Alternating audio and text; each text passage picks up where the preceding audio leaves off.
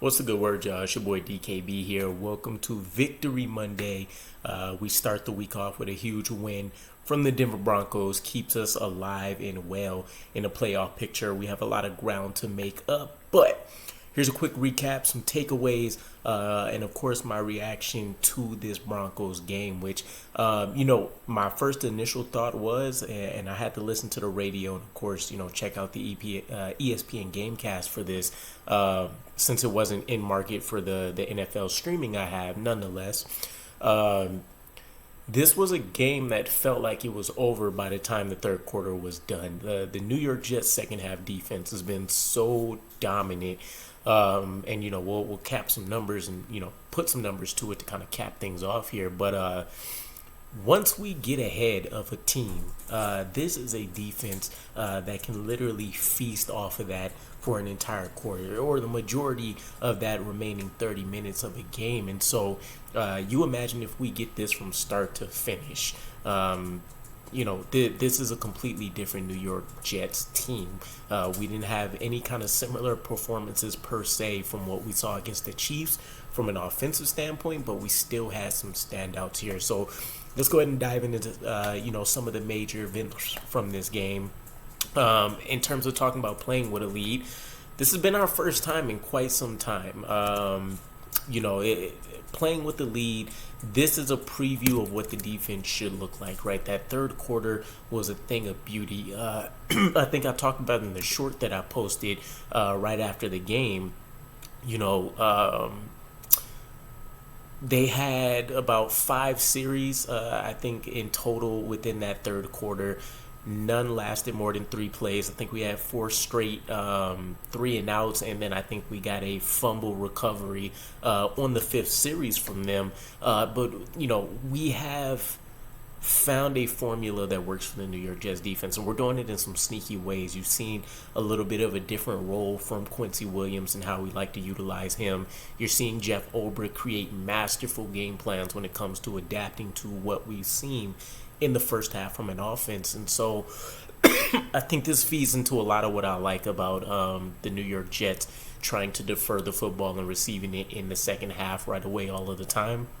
Our defense just seems like they're ready to give us that competitive edge. Now, again, can we put that together for a full 4 quarters?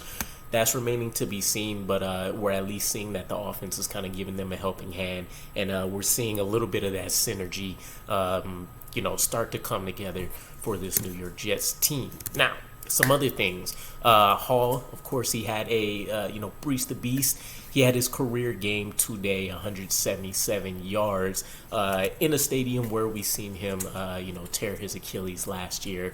Of course, it's been touched on quite a bit, the Sean Payton comments in the offseason about us being off-season champs, I think it was. That was in the back of the mind of every player as well. But Brees Hall was always going to have that chip on his shoulder because he looked like he was ready to explode during that Broncos game, an early 62-yard touchdown, and then you go down. So the parity and the parallels in the NFL universe when it comes to certain events and timelines coming together is just pretty interesting. But excellent game by Brees, especially considering we dropped the pitch count for him, right? Would have been a very easy game for us to, see things go off the rails. We should have feasted, right? We've seen all of the stats about the Broncos' terrible defense being, historically bad, being compared to that winless Detroit Lions team, from, I want to say almost 2 decades ago. But yeah, obviously Brees Hall is still the engine of this offense. I don't think that should be anything crazy. I don't think it's a crazy or a hot take, right? Brees Hall was arguably at the time the engine of the offense last year when Garrett and him were rookies, and he looks like the same thing this year. Granted, Garrett still can't get an elite quarterback to get the ball to him per se, but we've seen the explosive games and stuff from him. So you imagine when Aaron Rodgers comes back, whether that be this year, next year, hopefully you see a different level of production from him. But as it stands right now, the offense needs to be funneling through Brees Hall.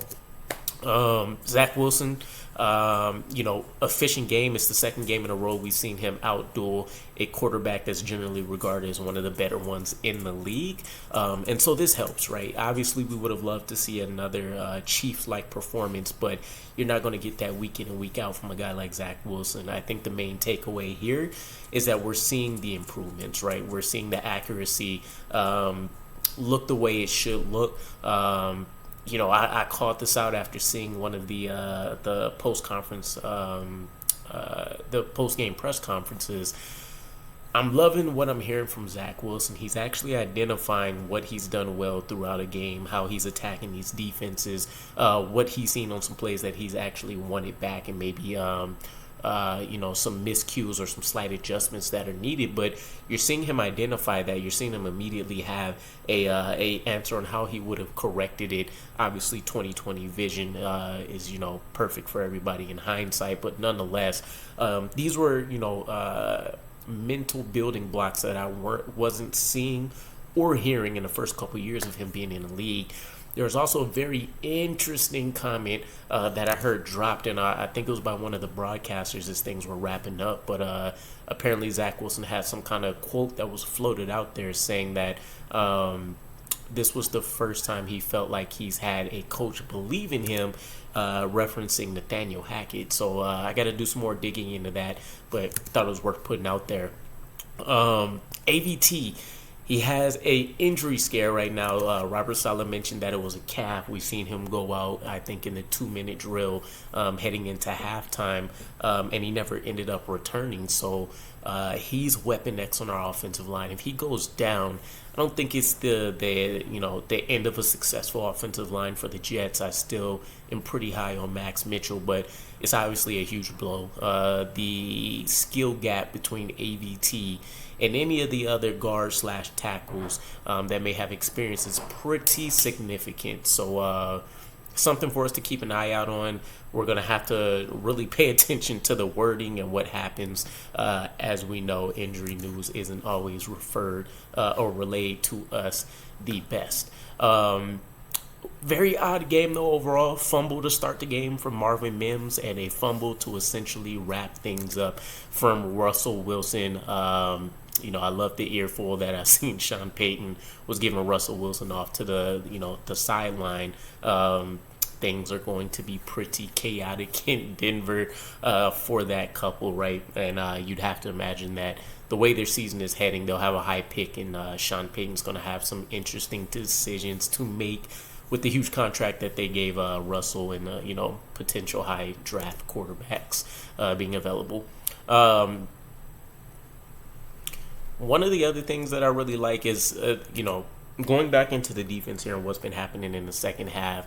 At some point, I'm sure we'll start seeing the stats and some of the trends that are coming out, but you're seeing them absolutely, and we use this term a little loosely in the NFL, but they're 100% locking down these offenses. I mean, we talked about the 5 series, where they had the multiple 3-and-outs, but at one point, and we're talking about, I want to say almost as close to midway of fourth quarter as you can get, the Broncos offense literally had 1 or 2 yards of offense. This is a stat that, you would expect to see from the New York Jets and how bad things looked for us once upon a time. And so, we talked about why this defense may not be as elite as it should be. I think you're still seeing, I wouldn't even say shades anymore. You're seeing bright flashes of this going on. And so I take a huge... I usually try to, take it with a grain of salt when I see some of these performances, but this one impressed me, especially considering we're missing a DJ Reed, we're missing a Brandon Echols, we're down to Bryce Hall, which a lot of people gave a ton of slack to over the years. You're just getting Tony Adams back.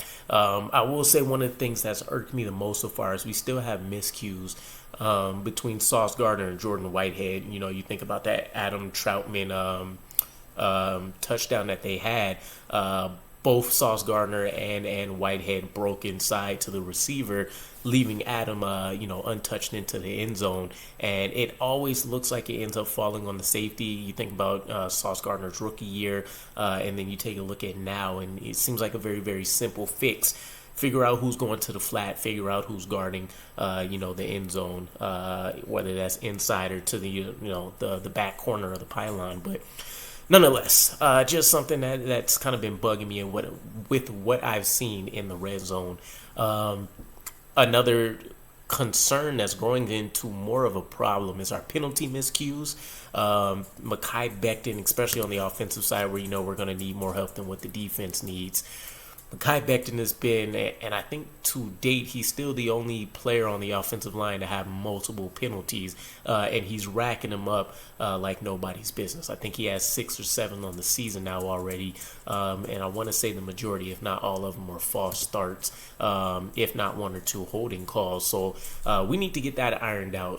The cadence issues that we would have experienced between Zach Wilson and Aaron Rodgers, that excuse is over after having what is this, the 3rd or 4th start now for Zach Wilson. I would technically still include the Buffalo one, but that one's more logical to make a legit reasoning for. And then I just love the fact that with Nathaniel Hackett, we're actually seeing game plans that are being built around our best offensive weaponry. You're seeing Garrett Wilson get his healthy dose of targets. You're seeing Conklin, who, by the way, had a little bit of a mini breakout game for him for the season. And then, of course, Allen Lazard, who's kind of looked like our best big play threat on 3rd downs when we need some kind of conversion. He seems to find a way to get open for Zach and cause some problems there. So also not to mention, one of the best things about Zach Wilson's development so far is that we're actually seeing him make some clutch throws during grind time for us when we actually really need a couple conversions to either seal the deal or to keep the hopes of winning a game alive. So I love that.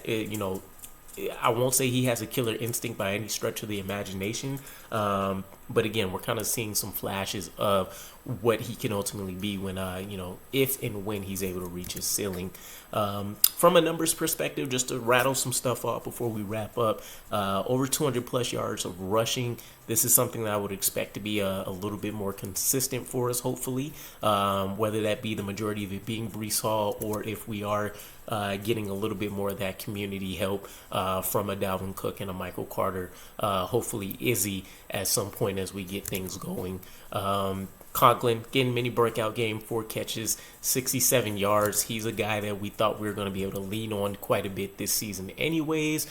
That was based on Aaron Rodgers, but still, nonetheless, he actually did have a somewhat semi-successful season as a quietly top 10 tight end last year with Zach Wilson in the fold. So you'd hope and improve Zach Wilson with better command of the offense will actually be able to unlock him a little bit more. The 4 fumbles, again, that hurts between Zach and Gibson. Gibson's pretty exciting, but we need him to shore some of them hands up. Quincy Williams, game MVP, feeding off of 2 sacks, 3 quarterback hits, and a tackle for loss.